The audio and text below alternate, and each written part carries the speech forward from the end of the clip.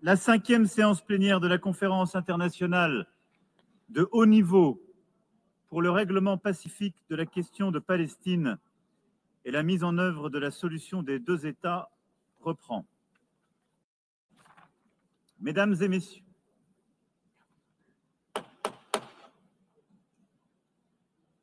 Mesdames et messieurs les chefs d'État et de gouvernement, Mesdames et messieurs les ministres, Excellence Monsieur Antonio Guterres, Monsieur le secrétaire général de l'Organisation des Nations Unies, Excellence Madame Annalena Baerbock, Madame la Présidente de l'Assemblée générale, Excellences, Mesdames et Messieurs, c'est un honneur et un privilège pour moi de coprésider avec le Royaume d'Arabie Saoudite la présente conférence, conformément à la résolution 79-81 de l'Assemblée générale du 3 décembre 2024. Nous vous souhaitons à toutes et à tous la bienvenue. Permettez-moi à présent de faire quelques observations liminaires.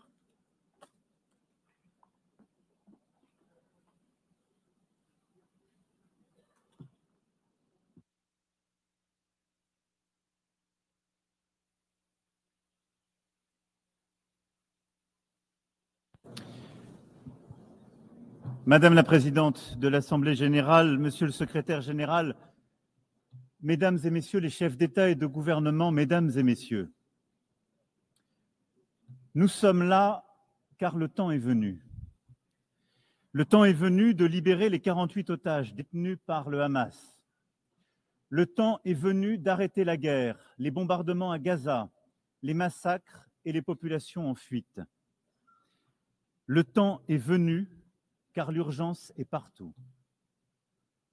Le temps de la paix est venu, car nous sommes à quelques instants de ne plus pouvoir la saisir. C'est pour cela que nous nous retrouvons aujourd'hui. Certains diront trop tard, d'autres diront trop tôt. Une chose est sûre, nous ne pouvons plus attendre. En 1947, cette Assemblée décidait du partage de la Palestine mandataire entre deux États, l'un juif et l'autre arabe, et reconnaissait ainsi le droit de chacun à l'autodétermination. La communauté internationale consacrait là l'État d'Israël, accomplissant le destin de ce peuple, enfin, après des millénaires d'errance et de persécution, et qui put fonder là une si belle démocratie. La promesse d'un État arabe, elle, reste jusqu'à ce jour inachevée. Depuis lors, c'est un long chemin d'espérance et de désespoir mêlés qu'Israéliens et Palestiniens ont parcouru chacun à leur manière. Et nous avons cheminé avec eux, chacun d'entre nous selon son histoire et selon sa sensibilité. Mais la vérité est que nous portons la responsabilité collective d'avoir failli jusqu'ici à bâtir une paix juste et durable au Proche-Orient. C'est l'évidence même qui s'est imposée à nous le 7 octobre 2023, lorsque le peuple israélien a subi la pire attaque terroriste de son histoire. 1224 hommes, femmes et enfants tués, 4834 hommes, femmes et enfants blessés, 251 hommes, femmes et enfants enlevés. La barbarie du Hamas et de ceux qui ont collaboré à ce massacre a stupéfait Israël et le monde. Le 7 octobre est une blessure encore vive pour l'âme israélienne comme pour la conscience universelle. Nous la condamnons sans aucune nuance, car rien, jamais, nulle part, ne peut justifier de recourir au terrorisme. Nous pensons en ce jour aux victimes et à leurs familles. Nous disons notre compassion aux Israéliens et exigeons avant toute autre chose que tous les otages encore détenus par le Hamas soient libérés sans aucune condition. Nous, Français, avons rendu un hommage national à nos 51 compatriotes assassinés ce jour-là et à toutes les victimes du 7 octobre 2023. Nous ne les oublierons pas, jamais. Comme jamais, nous ne cesserons le combat existentiel contre l'antisémitisme. Français, nous savons la morsure du terrorisme. Nous portons au cœur le souvenir du témoignage de fraternité offert après les attentats commis à Paris le 7 janvier 2015 par des dizaines de dirigeants étrangers manifestant avec eux, au premier rang desquels le Premier ministre israélien et le président de l'autorité palestinienne. Nous savons qu'aucune faiblesse n'est possible face aux terroristes. Nous savons aussi le danger des guerres sans fin. Nous savons que le droit toujours doit l'emporter sur la force. Nous savons enfin de notre histoire que l'attachement à l'universel et à la paix est l'héritage des siècles passés comme la condition du salut. J'affirme cela au nom de notre amitié avec Israël, à qui notre engagement n'a jamais fait défaut, au nom de notre amitié aussi avec le peuple palestinien, pour qui nous voulons que la promesse initiale des Nations Unies, celle de 2 États vivant côte à côte en paix et en sécurité, devienne réalité. Or, à cette heure, Israël étend encore ses opérations militaires à Gaza dans l'objectif déclaré de détruire le Hamas. Mais ce sont les vies de centaines de milliers de personnes déplacées, blessées, affamées, traumatisées, qui continuent d'être détruites. Alors même que le Hamas a été considérablement affaibli et que la négociation d'un cessez-le-feu durable reste le moyen le plus sûr d'obtenir la libération des otages. Rien ne justifie plus la poursuite de la guerre à Gaza. Rien. Tout commande au contraire d'y mettre un terme définitif maintenant, à défaut de l'avoir fait plus tôt, pour sauver des vies. Les vies des otages israéliens encore détenus dans des conditions atroces, les vies des centaines de milliers de civils palestiniens accablés par la faim, la souffrance, la peur de mourir, le deuil de leurs proches. Sauver toutes les vies. Car depuis désormais près de 2 ans, c'est bien la négation de l'humanité de l'autre et le sacrifice de la vie humaine qui prévalent. Oui, depuis le 7 octobre, c'est bien la vie de l'autre qui est niée. Nous le disons depuis le premier jour de la guerre à Gaza, une vie vaut une vie. Je le sais, pour avoir pris dans mes bras les familles des otages rencontrés à Tel Aviv puis à Paris. Et je pense à cet instant à la mère d'Eyatar David, otage affamé et montré à la foule par ses bourreaux. Je pense à Nimrod Cohen, otage de 19 ans dont je viens de saluer le père. Je le sais, pour être allé aussi au chevet des victimes palestiniennes des opérations militaires israéliennes, réfugiés à Al-Arish, des femmes, des enfants, dont je n'oublierai pas le regard. Je le sais, pour avoir rencontré des jeunes de Gaza accueillis en France, et je pense à Rita Baroud, qui aurait dû être avec nous aujourd'hui, et qui continue de témoigner de la détresse de ses proches à Gaza. Une vie vaut une vie. Et notre devoir à tous est de protéger les uns et les autres, devoir indivisible comme l'est notre humanité commune. Une solution existe pour briser le cycle de la guerre et de la destruction. C'est la reconnaissance de l'autre, de sa légitimité, de son humanité, de sa dignité. Que les uns et les autres rouvrent les yeux et voient des visages humains, là où la guerre a placé le masque de l'ennemi ou les traits d'une cible. C'est la reconnaissance qu'Israéliens et Palestiniens vivent dans une solitude jumelle, solitude des Israéliens après le cauchemar historique du 7 octobre 2023, solitude des Palestiniens à bout de force dans cette guerre sans fin. Le temps est venu, car le pire peut advenir. Qu'il s'agisse du sacrifice de tant d'autres civils, de l'expulsion de la population de Gaza vers l'Égypte, de l'annexion de la Cisjordanie, de la mort des otages détenus par le Hamas, ou des faits accomplis qui changent de manière irréversible la situation sur le terrain. C'est pour cela que nous devons aujourd'hui, ici même, ouvrir ce chemin de paix, car depuis juillet dernier, l'accélération des événements est terrible. Et au point où nous en sommes, il est à craindre que les accords d'Abraham ou de Camp David soient remis en cause par l'action d'Israël et que la paix devienne impossible pour longtemps au Moyen-Orient. Il pèse donc sur nous une responsabilité historique.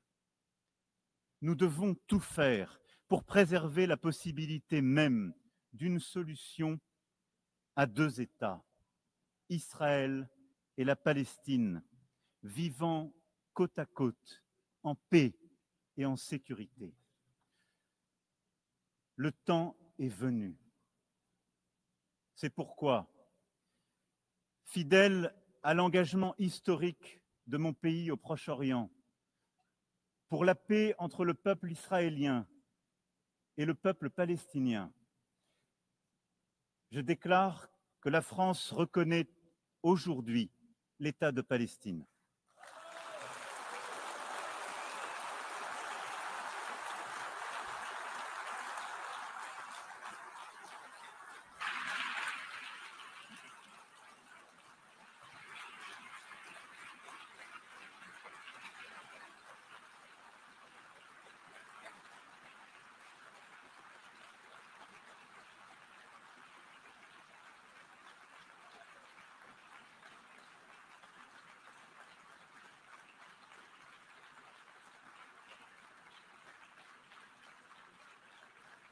Cette reconnaissance est une manière d'affirmer que le peuple palestinien n'est pas un peuple en trop, qu'il est au contraire ce peuple qui ne dit jamais adieu à rien, pour parler avec Mahmoud Darwish, un peuple fort de son histoire, de son enracinement, de sa dignité.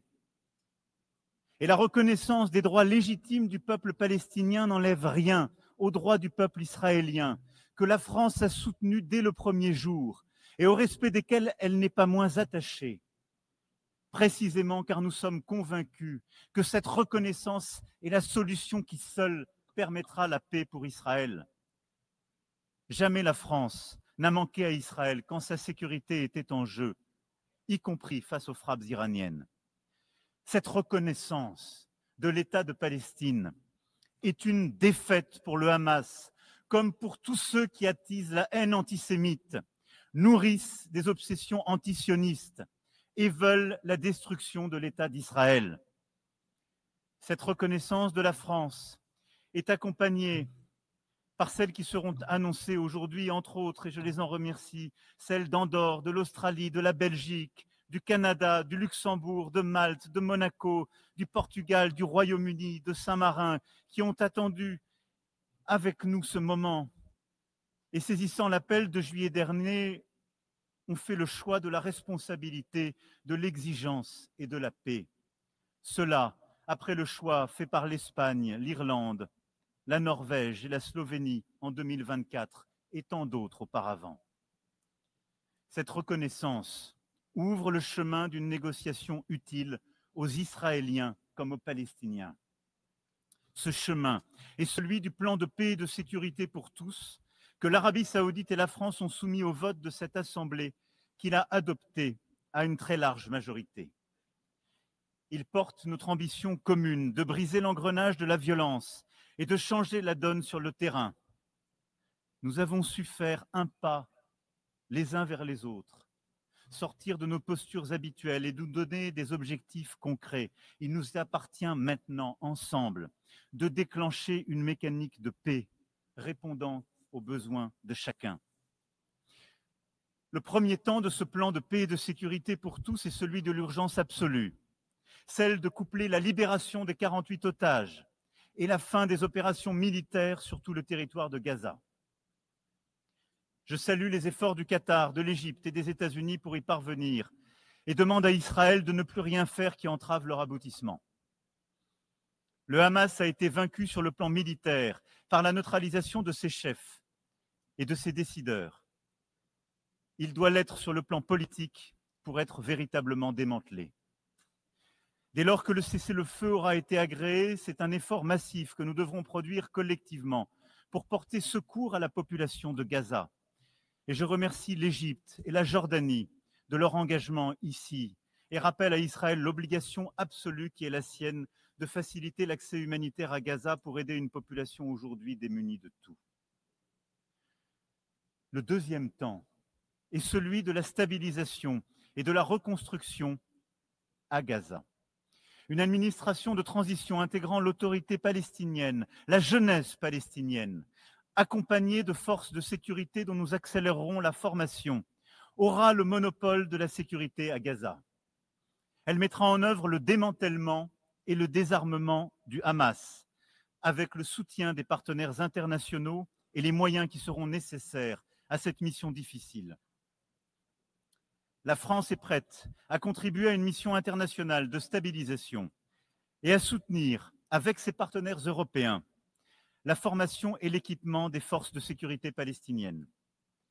Dès lors que la négociation le permettra, le Conseil de sécurité pourra décider le déploiement d'une mission de soutien civil et sécuritaire en liaison avec les autorités palestiniennes, avec le consentement des autorités israéliennes. Il reviendra aussi à l'État de Palestine de rendre espoir à sa population éprouvée par des années de violence, d'occupation, mais aussi de division et d'incurie. Il lui reviendra donc d'offrir à son peuple un cadre d'expression démocratique renouvelé et sécurisé.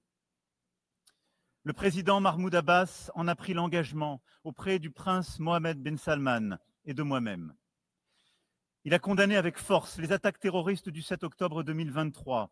Il a affirmé son soutien au désarmement du Hamas et s'est engagé à l'exclure de la gouvernance à venir de Gaza comme de l'ensemble du territoire palestinien. Il a affirmé son engagement à lutter contre les discours de haine et a promis une rénovation en profondeur de la gouvernance palestinienne. La France sera attentive à la pleine mise en œuvre de chacun des engagements pris auprès d'elle. Cette autorité palestinienne renouvelée est une condition nécessaire à la réussite de l'indispensable négociation qu'il faudra reprendre pour parvenir à un accord sur chacune des questions relatives au statut final. C'est dans ce cadre aussi que je pourrais décider d'établir une ambassade auprès de l'État de Palestine dès lors que tous les otages détenus à Gaza auront été libérés et qu'un cessez-le-feu aura été établi. L'exigence de la France à l'égard d'Israël ne sera pas moins grande. Avec ses partenaires européens, elle indexera le niveau de sa coopération avec lui sur les dispositions qu'il prendra pour mettre fin à la guerre et négocier la paix. C'est bien grâce à ce chemin que nous obtiendrons un État de Palestine souverain, indépendant et démilitarisé, regroupant l'ensemble de ses territoires, reconnaissant Israël et étant reconnu par Israël, dans une région qui connaîtra enfin la paix. J'attends aussi de nos partenaires arabes et musulmans, qui ne l'ont pas encore fait, qu'ils tiennent leur engagement de reconnaître l'État d'Israël et d'avoir avec lui des relations normales dès lors que l'État de Palestine aura été établi. Ainsi ferons-nous ensemble la démonstration d'une double reconnaissance au bénéfice de la paix et de la sécurité de tous au Proche-Orient.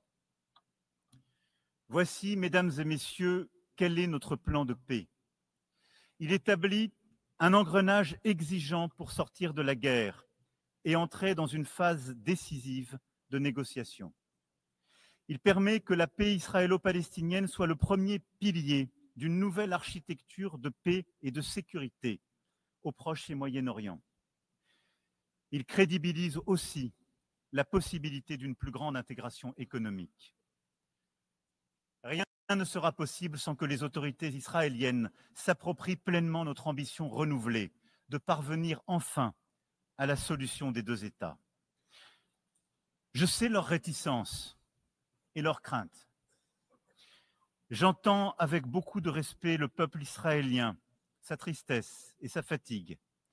Et je veux croire que les autorités israéliennes l'entendront également et sauront s'engager à leur tour. Je sais que le peuple israélien et ses dirigeants peuvent en avoir la force. Et je me souviens du jeune homme que j'étais, apprenant l'assassinat terrible d'Yitzhak Rabin, il y a près de 30 ans, tué pour avoir voulu la paix.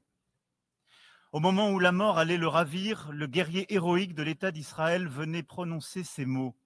« J'ai fait la guerre aussi longtemps qu'il n'y avait aucune chance de faire la paix. » Cette chance existe, là, aujourd'hui. 142 États proposent cette paix, main tendue, prête à être serrée. Alors oui, le temps est venu d'arrêter la guerre à Gaza, les massacres, la mort, tout de suite. L'urgence nous le commande. Le temps est venu pour Israël de vivre en paix et en sécurité, de la Galilée à la mer Rouge, par la mer Morte, par le lac de Tibériade et par Jérusalem. Le temps est venu de ne plus discuter nulle part l'existence d'un État d'Israël et d'en faire une évidence. Le temps est venu de rendre justice au peuple palestinien et ainsi de reconnaître un État de Palestine, frère et voisin, à Gaza et en Cisjordanie et par Jérusalem. Le temps est venu de chasser de ces terres le visage hideux du terrorisme et de bâtir la paix. Oui, bâtir la paix, c'est ce qui nous rassemble ici. Et telle est l'espérance qui peut se construire, alors que pour certains commence une année nouvelle. C'est un choix à faire, et c'est notre devoir. La paix est beaucoup plus exigeante, beaucoup plus difficile que toutes les guerres. Mais le temps est venu.